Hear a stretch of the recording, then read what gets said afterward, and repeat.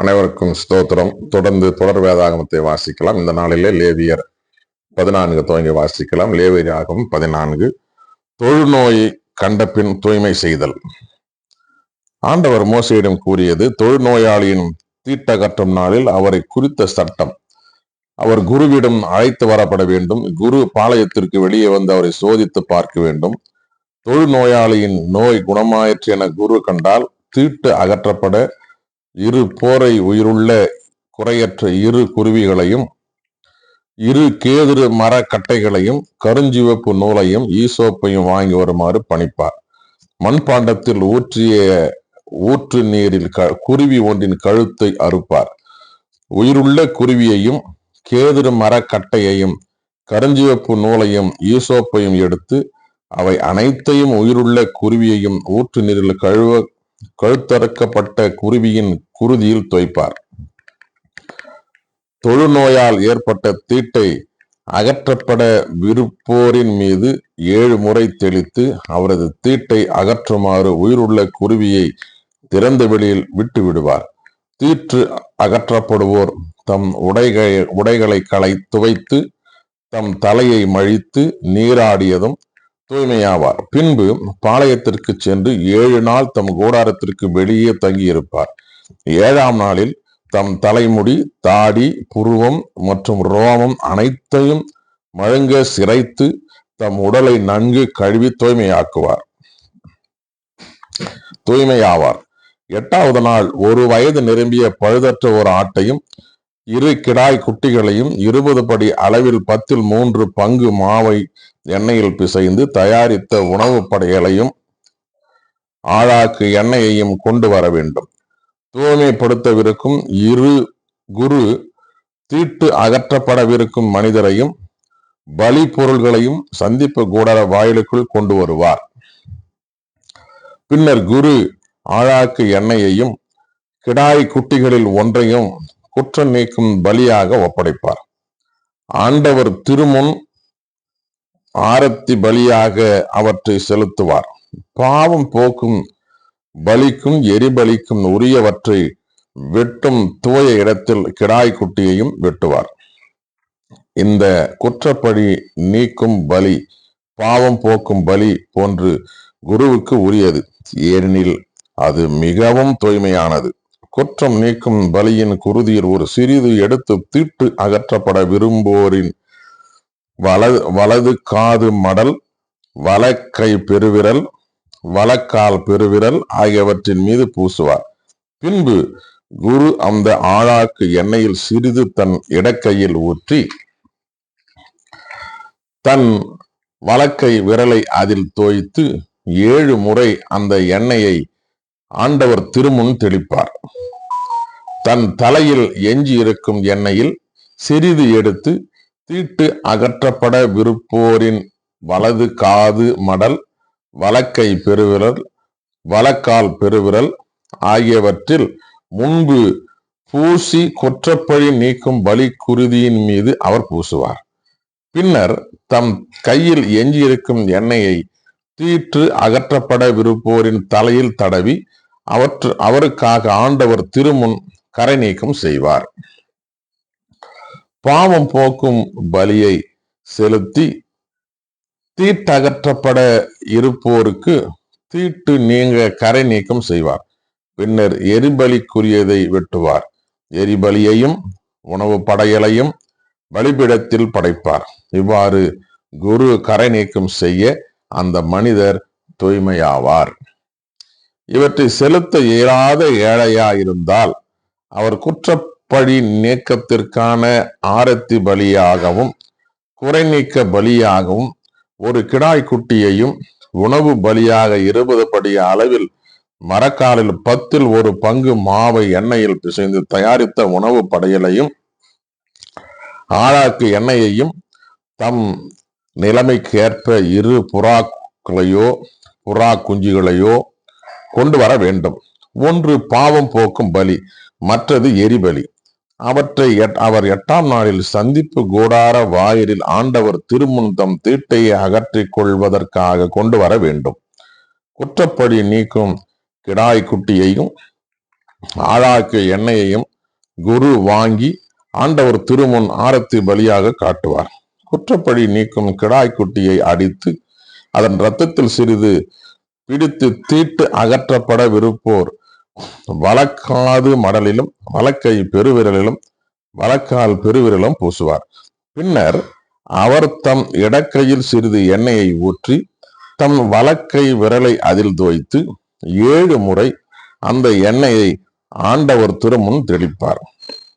தம் கையில் எஞ்சியிருக்கும் எண்ணெயில் சிறிது எடுத்து தீட்டு அகற்றப்பட இருக்கிறவரின் வலக்காது மடல், வலக்கை பெருவிரல், வலக்கால் பெருவிரல் ஆகியவற்றில் முன்னர் பூசிய குற்றப்பழி நீக்கும் பலி குருதியின் மீது அவர் பூசுவார். பின்னர் அவர் தம் கையில் எஞ்சியிருக்கும் எண்ணெயை தீட்டு அகற்றப்பட விருப்போரின் தலையில் தடவி அவருக்காக ஆண்டவர் திருமுன் கரை நீக்கம் செய்வார். பின்னர் தீட்டு அகற்றப்பட விருப்போர் தம் நிலைமைக்கு தக்கவாறு கொண்டு வந்த புறா குஞ்சு எனினும் அவற்றில் தொடர் பாவம் போக்கும் பலியாகவும் மற்றதை எரிபலியாகவும் உணவு படையலோடு படைப்பார்.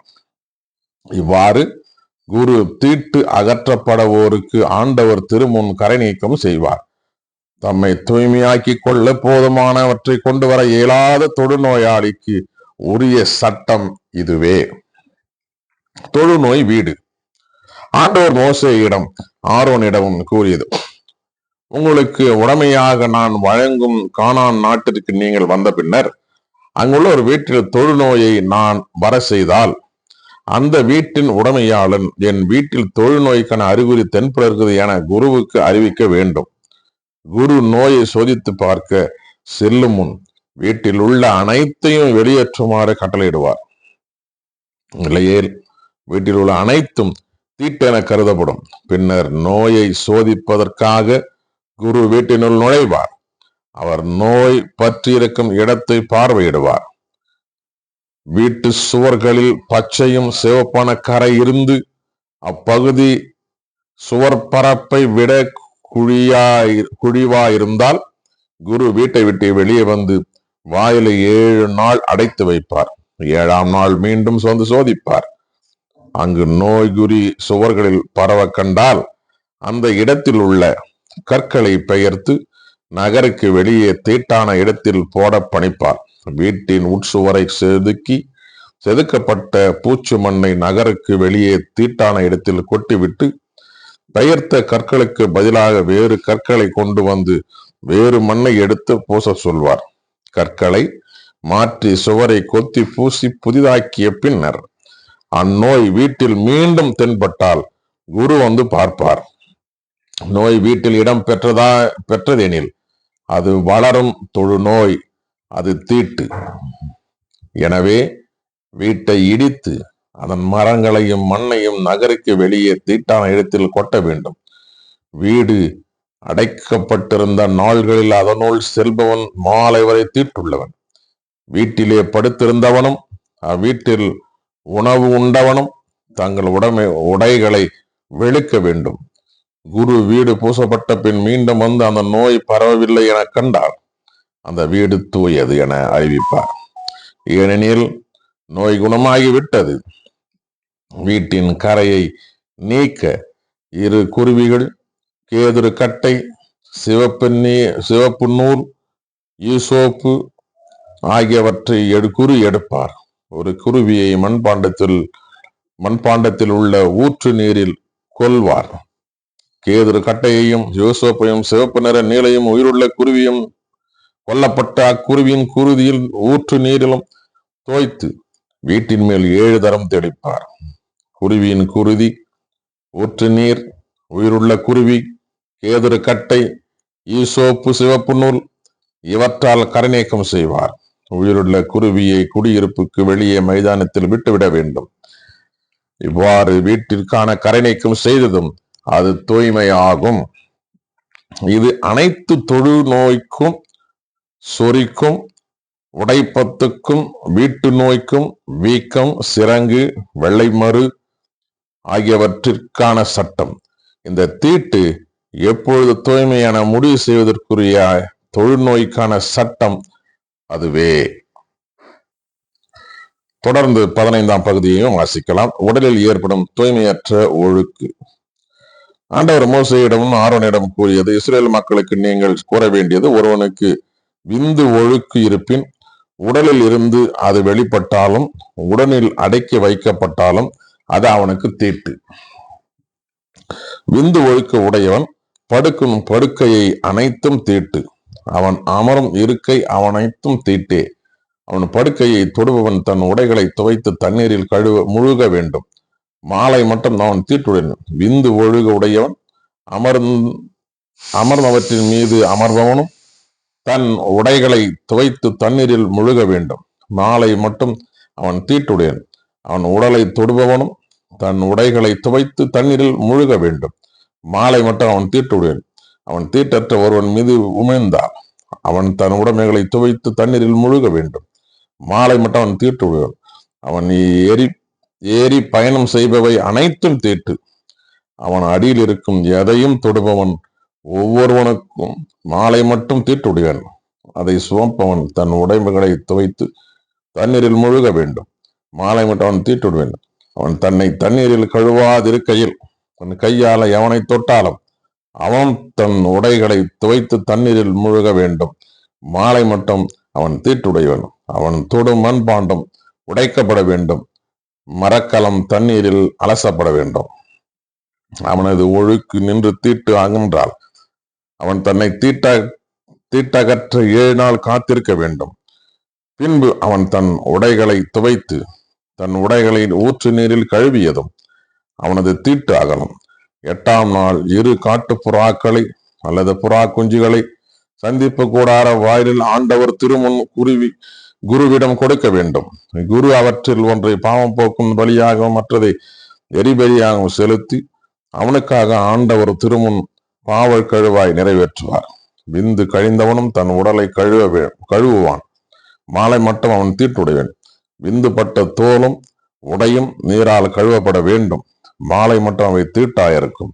அவனுடன் அவள் மனைவி படுத்திருந்தால் இருவரும் தண்ணீரில் முழுக வேண்டும். மாலை மட்டும் அவர்கள் தீட்டாயிருப்பர்.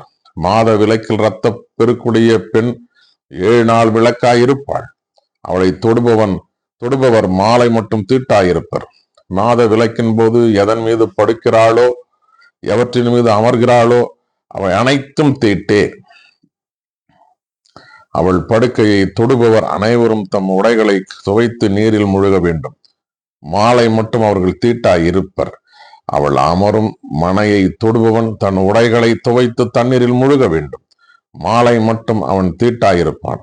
அவள் படுக்கையின் மீதும் அவள் அமர்ந்த மனையின் மீதும் இருந்த எதையாயிலும் தொட்டவனும் மாலை மட்டும் தீட்டாயிருப்பான்.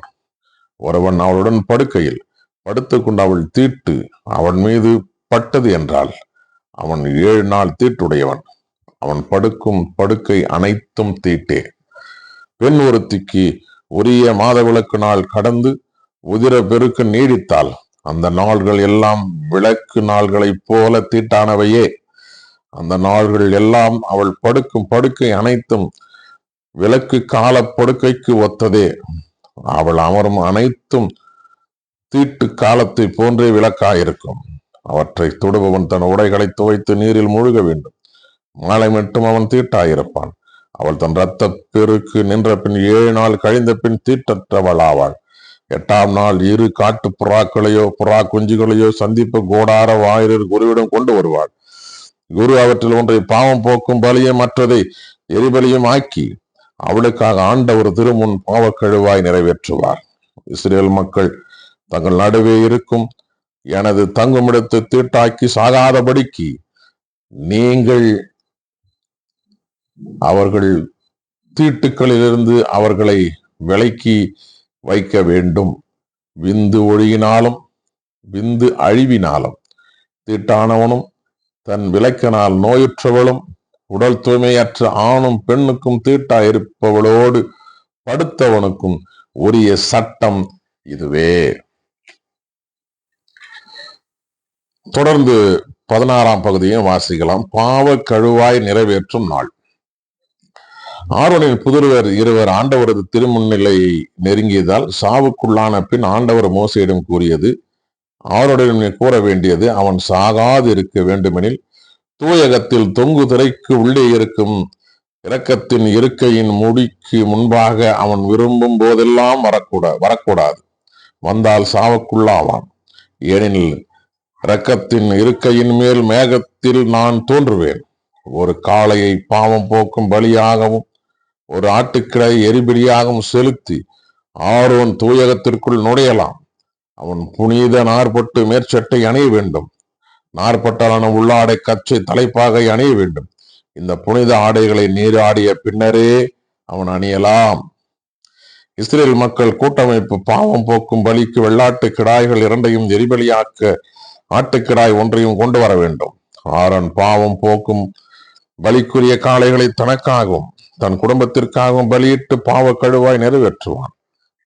வெள்ளாட்டு கிடாய்கள் இரண்டையும் சந்திப்பு கூடார வாயிலில் ஆண்டவர் திருமுன் நிறுத்த வேண்டும். ஆண்டவருக்கென ஒன்றும் போக்கு ஆடாக விடப்படுவதற்கென ஒன்றுமாக அந்த கிடாய்கள் மேல் சீட்டு இடப்படும். ஆண்டவருக்கென சீட்டு விழுந்த ஆட்டுக்கிடாயை பாவம் போக்கும் பலியாக செலுத்த வேண்டும்.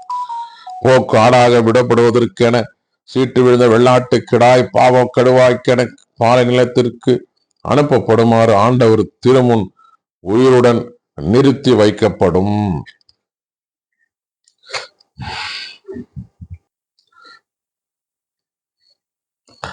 ஆரோன் பாவம் போக்கும் பலிக்குரிய காளையை தன் குடும்பத்தாருக்கும் பலியிட்டு பாவ கழுவாய் நிறைவேற்றுவான். ஆரோன் கலசத்தை ஆண்டவர் திருமுன் இருக்கும் பலிப்பிடத்து நெருப்பு தணலால் நிரப்பிக்கொண்டு பொடியாக்கப்பட்ட நறுமணமிக்க சாம்பிராணியும் எடுத்துக்கொண்டு தொங்குதிரைக்கு உள்ளே வருவான். அவன் சாகாதிருக்க உடன்படிக்கை பேழையின் மேல் இருக்கும் இரக்கத்தின் இருக்கையை புனித புகை மூடும் அளவுக்கு ஆண்டவர் திருமுன் நெருப்பில் சாம்பிராணி போடுவான். மேலும் அவன் கீழே நின்று கொண்டு காளையின் ரத்தத்தில் சிறிது எடுத்து இரக்கத்தின் இருக்கையின் மீது விரலால் தெளிப்பான். மீண்டும் சிறிது எடுத்து இரக்கத்தின் இருக்கை முன்னர் 7 முறை தெளிப்பான். மக்களின் பாவம் போக்கும் பலியான வெள்ளாட்டு கிடாயை அவன் அடித்து அதன் ரத்தத்தை தொங்கு துறைக்கு வெளியே உள்ளே கொண்டு செல்வான். காளையின் ரத்தத்தை தெளித்தது போலவே இதனையும் இரக்கத்தின் ரெக்கையின் மேல் அதன் முன்னிலையிலும் தெளிப்பான். இஸ்ரேல் மக்களின் தீட்டுகளை முன்னிட்டும் அவன் பாவங்களால் விளைந்த குற்றங்களை முன்னிட்டும் தீட்டுப்பட்ட தூயகத்திற்காக பாவ கழுவாய் நிறைவேற்றுவான். அவர்களின் தூய்மையற்ற நிலைக்குள் அமைந்துள்ள சந்திப்பு கூடாரத்துக்காகவும் அவன் அப்படியே செய்வான். அவன் தனக்காகவும் தன் குடும்பத்திற்காகவும் சபை மக்கள் அனைவருக்காகவும் பாவ கழுவாய் நிறைவேற்றும்படி தூயகத்திற்குள் சென்று பாவ கழுவாய் நிறைவேற்றிவிட்டு வெளியே வரும் வரை சந்திப்பு கூடாரத்தில் எவரும் இருத்தல் கூடாது. அவன் ஆண்டவர் திருமுன் இருக்கிற பலிபீடத்திற்கு அருகில் வந்து அதற்கு பாவ கழுவாய் நிறைவேற்றுவான். காளையின் ரத்தத்திலும் வெள்ளாட்டு கிடாயின் ரத்தத்திலும் சிறிது எடுத்து பலிபீட கொம்புகளில் பூசுவான். தன் விரலினால் அந்த ரத்தத்தை எடுத்து 7 முறை அதன் மேல் தெளித்து இஸ்ரேல் மக்களின் தீட்டுக்கள் நீங்க அர்ப்பணிப்பான். போக்கு ஆடு. இவ்வாறு அவன் தூயகத்திற்கு சந்திப்பு கூடாரத்திற்கும் பலிபீடத்திற்கும் கழுவாய் நிறைவேற்றிய பின் உயிரோடு இருக்கிற ஆட்டுக்கிடாயை கொண்டு வருவான். ஆரோன் 2 கைகளையும் உயிரோடு இருக்கிற அந்த ஆட்டுக்கிடாயின் மேல் வைத்து இஸ்ரேல் மக்களின் எல்லா குற்றங்களையும் தவறுகளையும் பாவங்களையும் அறிக்கையிட்டு அதன் தலைமேல் சுமத்தி அதை பாலை நிலத்துக்கு கொண்டு செல்ல நியமிக்கப்பட்ட ஆள் மூலம் அங்கு அனுப்பிவிடுவான். அந்த வெள்ளாட்டு கிடாய் அவர்களின் பாவங்களை சுமந்து கொண்டு தனிமையான இடத்திற்கு செல்லும். அந்த ஆள் அதை பாலை நிலத்தில் விட்டு விடுவான். ஆரோன் சந்திப்பு கூடாரத்திற்கு வந்து தூயகத்தில் உடுத்தியிருந்த 40 ஆடைகளை அங்கே களைந்து வைத்து விடுவான். பின்பு அவன் தூய்மையான இடத்தில் குளித்து தன் ஆடைகளை அணிந்து கொண்டு தன் எரிபலியையும் மக்களின் எரிபலியையும் செலுத்தி தனக்காகவும் மக்களுக்காகவும் பாவ கழுவாய் நிறைவேற்றுவான். பாவம் போக்கும் பலியின் கொழுப்பை அவன் பலிபீடத்தில் எரிந்து விடுவான். போகவிட்ட போக்கு ஆடாகிய வெள்ளாட்டு கிடாயை கொண்டு போய் விட்டவர் தன் உடைகளை துவைத்து தண்ணீரில் குளித்த பின்னரே பாளையத்திற்குள் வருவான். தூயகத்திற்குள் பாவம் போக்குவதற்கு ரத்தம் எடுக்கப்பட்ட காளையும் கிடாயும் பாளையத்திற்கு வெளியே கொண்டு போகப்படும். அவற்றின் தோல், இறைச்சி, சாணம் ஆகியவை நெருப்பில் சுட்டரிக்கப்படும். அவற்றை எரித்தவன் தன் உடைகளை துவைத்து தண்ணீரில் குளித்த பின்னரே பாளையத்திற்குள் வருவான். பாவ கழுவாய் நிறைவேற்றும் நாளுக்கான நெறிமுறைகள். 7ஆம் மாதம் 10ஆம் நாள் குடிமக்களும் உங்களோடு வாழும் அந்நியரும் வேலை ஒன்றும் செய்யாமல் நோம்பிருக்க வேண்டும். அது உங்களுக்கு என்றுமுள்ள நியமம் ஆகும். அந்நாளில் நீங்கள் தூய்மையாக்கப்படும்படி உங்களுக்கென பாவக்கடுவாய் நிறைவேற்றப்படும். ஆண்டவர் திருமணம் உங்கள் பாவங்களுக்காக கடுவாய் நிறைவேற்றப்பட நீங்கள் தூய்மையாக்கப்படுவீர்கள். நீங்கள் தூய்மை அடைவீர்கள். அது உங்களுக்கு நோன்பு நாள். அந்த நாள் நீங்கள் முழு ஓய்வெடுக்கும் ஓய்வு நாள். இது என்றும் உள்ள நியமமாகும். அருள் பொழிவு செய்யப்பட்டு தன் தந்தைக்கு பின்னர் குருவாக நியமனம் பெற்றவனே பாவ கழுவாய் நிறைவேற்றுவான். அவன் தூய உடைகளான 40 ஆடைகளை அணிந்து கொண்டு தூயகத்திற்காகவும் சந்திப்பு கூடாரத்திற்காகவும் பாவ கழுவாய் நிறைவேற்றுவான். குருக்களுக்காகவும் சபையின் எல்லா மக்களுக்காகவும் பாவக்கழுவாய் செய்வான். ஆண்டுக்கு ஒரு முறை இஸ்ரேல் மக்களுக்காகவும் அவருடைய எல்லா பாவங்களுக்காகவும் கழுவாய் நிறைவேற்ற வேண்டும். இது என்றும் உள்ள நியமமாகும் என்று சொல் என்றார். ஆண்டவர் இட்ட ஆணையின்படி மோசே செய்தார். வாசிக்க தெரிந்து கொள்ளப்பட்ட லேவியர் 14, 15, 16 வாசித்து முடிந்தாயிற்று. கடவுளுக்கு எல்லா துதியும் கனமும் மகிமையும் ஆட்சியும் சதா காலையிலும் உண்டாகட்டும். தொடர்ந்து தொடர் வேகதம் இணைந்திருங்கள். கர்த்தர் நம்மையும் குடும்பங்களையும் ஆசீர்வதிப்பாராக. ஆமென்.